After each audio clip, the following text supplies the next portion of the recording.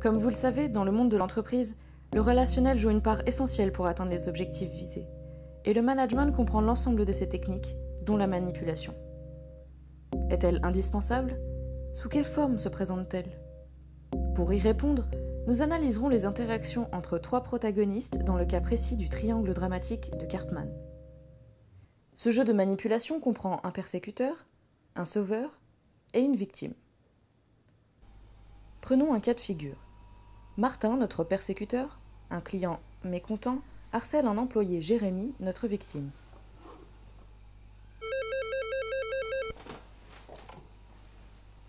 Allô? Oui, monsieur Martin? Oui, bonjour. Le projet est malheureusement retardé en raison de... Ouais. Oui, oui, oui, je comprends. Je comprends, je comprends, monsieur Martin. Je comprends votre mécontentement, mais malheureusement... D'accord. Oui, effectivement, mais nous avons eu un contretemps avec... Très bien. Très bien, d'accord. Très bien.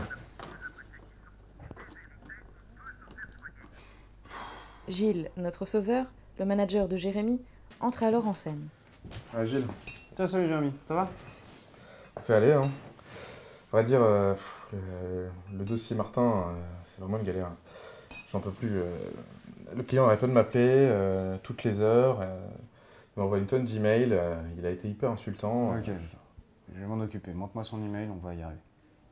Comme je te disais, le mec était hyper énervé, quoi. Enfin, hyper insultant, complètement exaspéré. Donc, si tu peux me donner un coup de main.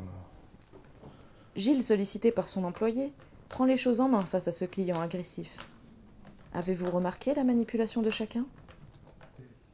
Premièrement, M. Martin intimide Jérémy afin d'obtenir une réponse et garder le contrôle de la situation. Jérémy, quant à lui, se plaint auprès de son supérieur afin de pouvoir se décharger du dossier.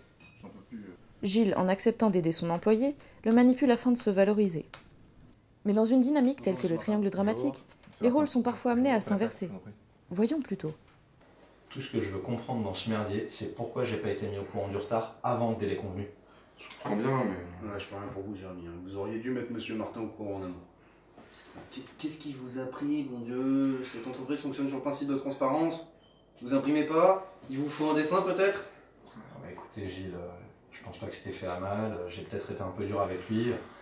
Avec la pression, on peut prendre de mauvaises décisions, ça arrive. On peut donc constater que le sauveur a pris la place du persécuteur et inversement. Le client temporise et sauve Jérémy du courroux de Gilles. Gilles manipule le client en dénigrant le travail de Jérémy afin de se revaloriser. On peut aussi distinguer la manipulation de Gilles envers Jérémy, qui consiste à lui exprimer un sentiment de déception afin de le pousser à redoubler d'efforts et être plus productif. Monsieur Martin, lui, change de rôle et manipule Gilles en prenant la défense de Jérémy afin d'éviter un conflit ou éventuel licenciement et donc une perte de temps. En conséquence, le client reste mécontent, le manager est débordé, l'employé régresse et tous trois sortent psychologiquement épuisés. C'est un parfait exemple de dynamique négative.